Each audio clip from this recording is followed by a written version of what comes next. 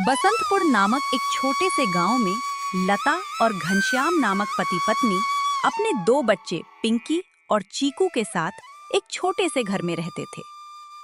घनश्याम सेठ धनीराम के यहाँ खेतों में मजदूरी करता था और लता गांव के एक बड़े बंगले में खाना बनाने और साफ सफाई का काम करती थी। दोनों पति पत्नी दिन रात मेहनत करके अपने परिवार का पेट पालते थे। इस साल गर्मी कुछ ज्यादा ही पड़ रही थी। तापमान 40 डिग्री से भी ऊपर जा चुका था। गांव के लोग बेहाल थे। इस साल तो बहुत ज्यादा गर्मी पड़ रही है। इतनी धूप में काम करना मुश्किल हो गया है। सही कह रहे हो, घर से निकलते ही पसीना बहने लगता है। चलो मैं काम पर जाता हूँ, वरना सेठ गुस्सा करेंगे। घनश्याम मजदूरी पर चला जाता है। लता अपने बच्चों पिंकी और चीकू को स्कूल छोड़कर अपने काम पर चली जाती है। वो जिस घर में काम करती थी वहाँ मालकिन हेमलता और मालिक रामचंद्र अपने बच्चों टीना और शिवम के साथ रहते थे। अरे लता, जल्दी काम खत्म करो। आज शिवम की बर्थडे पार्टी है। सब काम 4 बजे से पहले होना चाहिए। ठीक है मालकिन, मैं सब काम जल्दी खत्म कर दूंगी। लता पूरे मन से काम करती है और घर को सजाने में भी मदद करती है। लता, शाम 7 बजे बच्चों के साथ पार्टी में आ जाना। थोड़ी मदद भी करनी पड़ेगी। ठीक है मालकिन। शाम को लता अपने बच्चों के साथ पार्टी में पहुंचती है। बड़ा घर, ठंडी हवा, सजावट, ये सब देखकर पिंकी और चीकू हैरान रह जाते हैं। वाह, कितना बड़ा घर है और अंदर कितना ठंडा है। दीदी, बाहर इतनी गर्मी है, यहाँ ठंड कैसे है?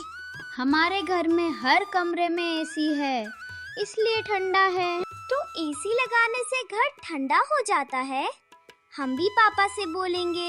केक कटने के बाद दोनों बच्चे चुपचाप शिवम के कमरे में चले जाते हैं और एसी की ठंडी हवा का आनंद लेते लेते सो जाते हैं। तभी ये दोनों मेरे कमरे में क्या कर रहे हैं? माँ, इधर आओ। हेमलता कमरे में आती है और गुस्से से चिल्लाती है, अभी के अभी मेरे बेड से उठो। गंदे कपड़ों से मेरा बिस्तर खराब कर दिया। लता दौड़ कर आती है। क्या हुआ मालकिन? तेरे बच्चों ने मेरा बेड गंदा कर दिया। मैंने इन्हें बुलाया था देखने के लिए। ये तो अपनी औकात भूल गए। मालकिन, माफ कर दीजिए, बच्चे नादान हैं। निकल यहाँ से और कल से काम पर मत आना। लता और उसके बच्चों को घर से निकाल दिया जाता है। अब उसके पास कोई काम नहीं बचता। घर की हालत खराब हो जाती है। आज तो घर में आटा भी नहीं है, बच्चों को क्या खिलाऊं? तभी घनश्याम घर आता है। मैं खाना लाया हूँ, सेठ जी के यहाँ दावत थी। अगले दिन लता मदद मांगने जाती है, लेकिन हेमलता उसे फिर से अपमानित करके भगा देती है। रास्ते में उसे एक पोस्टर दिखता है, पकौड़े बनाने वाले की जरूरत है। मुझे पकौड़े बनाना आता है, शायद यहाँ काम मिल जाए। लता रमेश की दुकान पर पहुँचती है। तुम्हें पकौड़े बनाना आता है? हाँ, बहुत अच्छे बनाती हूँ। ठीक है, आज से काम शुरू करो। लता मेहनत से काम करती है। उसके बनाए पकौड़े ग्राहकों को बहुत पसंद आते हैं। तुम्हारे हाथ में तो जादू है।